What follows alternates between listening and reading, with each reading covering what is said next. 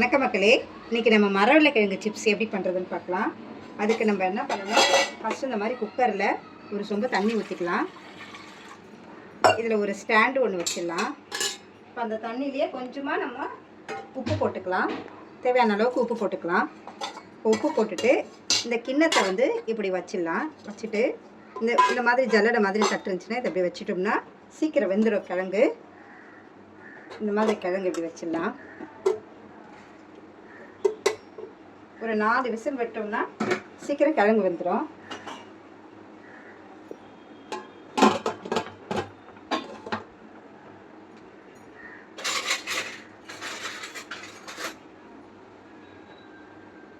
இப்போ stove on பண்ணிடலாம்.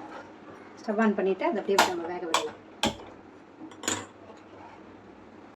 இப்போ இந்த கிழங்கு 7-8 விசில் விட்டுருக்கோம். இந்த வெயிட் எப்படி தூக்கி பார்க்கலாம். கேஸ் எதுவும் இல்லை. ஓப்பன் பண்ணிடலாம். கிழங்கு நல்லா வெந்திருக்கு. இது அப்படியே ஒரு தட்டில் போட்டு ஆற வச்சிடலாம். கிழங்கு நல்லா ஆறிடுச்சு. இந்த மாதிரி ஒரு கத்தி எடுத்துக்கலாம்.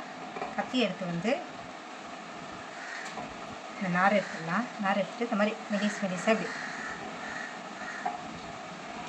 காய் சீவத்தில் சீவனோம்னா உடையும், இந்த மாதிரி வராது. அதனால் கத்தி எடுத்து இந்த மாதிரி மெலிசாக சீவிக்கலாம்.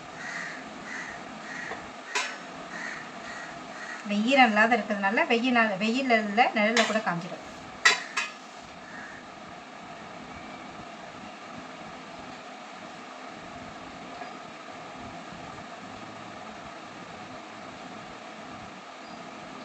இந்த மாதிரி சீவிக்கணும்.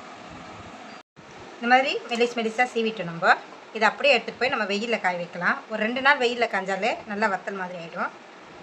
வெயிலில் காய வச்சிடலாம். இது ஒரே ஒரு நாள் வெயிலே நல்லா காஞ்சிடுச்சு. இப்போ இதை நம்ம பொரிச்சிக்கலாம். எண்ணெய் காஞ்சிடுச்சு. இப்போ நம்ம இதை பொரிச்சிக்கலாம்.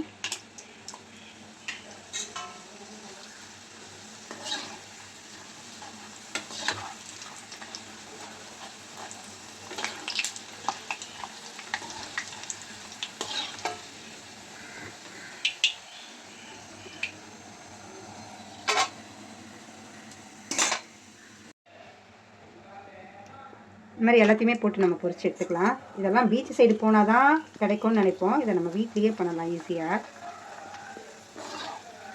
ரொம்ப டேஸ்ட்டாக இருக்கும். மழை டைம்லலாம் வச்சு சாப்பிட்றதுக்கு. நம்ம இந்த மாதிரி வெயில் காயும் போது போட்டு வச்சுக்கிட்டோம்னா மழை டைமில் நம்ம சாப்பிட்லாம்.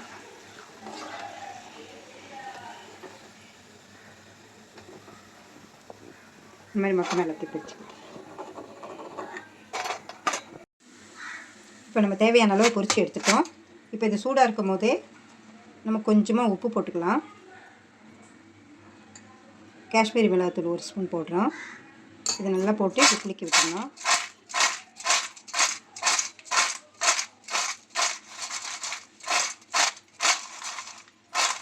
சூடான ஸ்நாக்ஸ் ரெடி. இந்த வீடியோ உங்களுக்கு பிடிச்சிருந்துச்சின்னா லைக் பண்ணுங்கள், ஷேர் பண்ணுங்கள், கமெண்ட் பண்ணுங்கள், சப்ஸ்கிரைப் பண்ணுங்கள். தேங்க்யூ.